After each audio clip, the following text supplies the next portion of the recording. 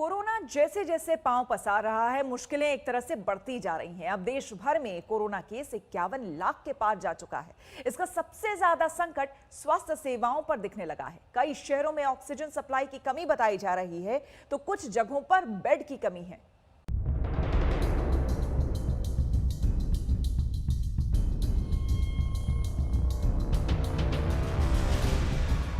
Corona virus बेकाबू है। इन दिनों रोजाना 90,000 से ज्यादा लोग एक दिन में संक्रमित हो रहे हैं। मरने वालों का आंकड़ा भी 24 घंटे में 1,000 से नीचे नहीं आ रहा। इस भीषण खतरे के बीच राहत की कोई किरण भी नजर नहीं आ रही। सबकी जुबान पर सवाल है कि कब तक आएगा कोरोना वैक्सीन। आखिर वैक्सीन की कामयाबी से अभी कितने दूर हैं वैज्ञानिक, इस पर पूरा अपडेट बताएंगे। लेकिन सबसे पहले देश में नॉन स्टॉप कोरोना की रफ्तार देखिए। कुल संक्रमितों की संख्या 51 लाख से ज्यादा हो चुकी है। अलग अलग राज्यों के आंकड़ों पर नजर डालें तो महाराष्ट्र में बीती रात 24 घंटे में 23,000 से ज्यादा केस आए। इसके साथ ही राज्य में संक्रमण का आंकड़ा बढ़कर 11,21,221 हो गया। कल आंध्र प्रदेश में भी 8,835 नए मामले सामने आए। इसे मिलाकर राज्य में कुल केस 5,92,760 हो गए। तमिलनाडु में भी 5,652 नए मामले दर्ज किए गए। इन्हें लेकर कुल संक्रमितों की संख्या 5,19,860 हो गई। चौथे नंबर पर 9,725 नए मामलों के साथ कर्नाटक में 4,84,990 कुल केस हो गए। वहीं यूपी में 24 घंटे में 6,229 नए मामले दर्ज किए गए। इसे मिलाकर कुल पीड़ितों की संख्या राज्य में 3,30,265 हो गई। महाराष्ट्र में तो हालत ऐसी हो गई है कि अस्पतालों में अब ऑक्सीजन की किल्लत होने लगी है। बढ़ते डिमांड की वजह से राज्य में कुछ जगहों पर मौत भी होने लगी है।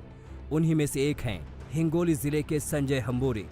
ऑक्सीजन के अभाव में जान चली गई। वहीं महाराष्ट्र के स्वास्थ्य मंत्री दावा कर रहे हैं कि फिलहाल किसी जिले में ऑक्सीजन सिलेंडर की कमी नहीं है।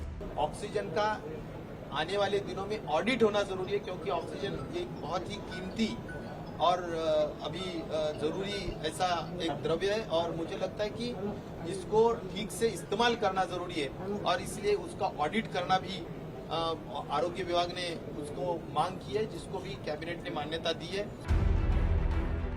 दिल्ली की सूरत भी बदलती नहीं दिख रही। बुधवार की शाम राजधानी में 24 घंटे में 4,473 मामले दर्ज किए गए। यहां एक दिन में ये अब तक के सबसे ज्यादा संक्रमण के मामले हैं। नए केस मिलाकर दिल्ली में संक्रमितों की कुल संख्या 2,30,269 हो गई है। बढ़ते खतरे से सचेत होते हुए गुजरात सरकार ने अहम फैसला लिया है। 21 सितंबर से केंद्र सरकार ने 9वीं से 12वीं क्लास के लिए स्कूल खोलने को कहा है, लेकिन रूपाणी सरकार ने तय किया है कि फिलहाल स्कूल बंद रहेंगे। दुनिया कोरोना संकट से त्राही त्राही कर रही है। उन सब के बीच वैक्सीन की कवायद जोर शोर से जारी है। भारत के लिए भी उम्मीद यही है। रूस की वैक्सीन स्पुतनिक का क्लिनिकल ट्रायल और वितरण जल्द हैदराबाद की कंपनी डॉक्टर रेड्डी शुरू कर सकती है। डील के तहत 10 करोड़ कोरोना वैक्सीन तैयार किए जाएंगे। मुंबई से पंकज खेलकर और दिल्ली से पंकज जैन के साथ आज तक ब्यूरो। हमारे लिए वक्त हो गया एक छोटे से ब्रेक का। आप बने रहे हमारे साथ, देखते रहिए आज तक। नमस्कार, मैं हूं अंजना ओम कश्यप। हमें उम्मीद है ये वीडियो आपको पसंद आया होगा।